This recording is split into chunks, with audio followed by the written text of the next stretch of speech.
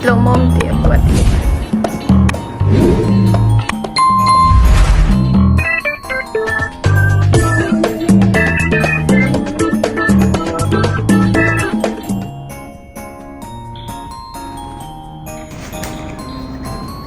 Ayan guys, oh wow, look at that.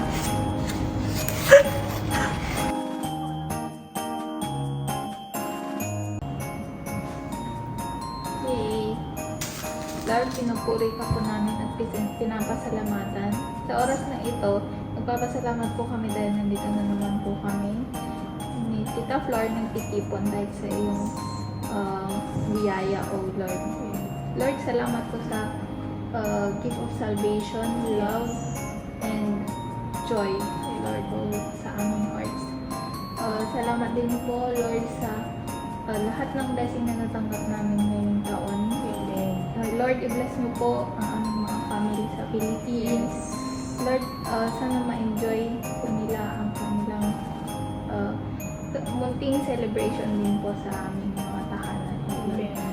Lord, linisin mo po lahat ng aming mga pagkain na nandito sa harapan, O Lord. Salamat din po sa mga hands na nag-prepare ng mga food na aming kakainin, O Lord. I-bless mo rin po sila, O Lord. Lord, si Mami na nasa church, i-bless mo rin po siya, O Lord. Keep her safe sa pag-uwi po, O Lord. Lord, ihilin nyo din po si Tita Flor sa kanyang sakit na nararanasan, O Lord.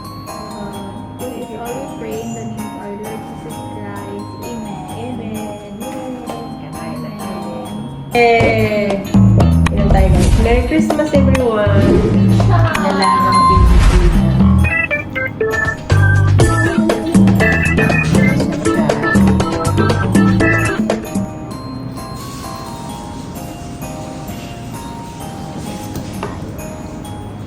Oh, itong isa walang ano. Kuha ka ng ano, isang please tinidor.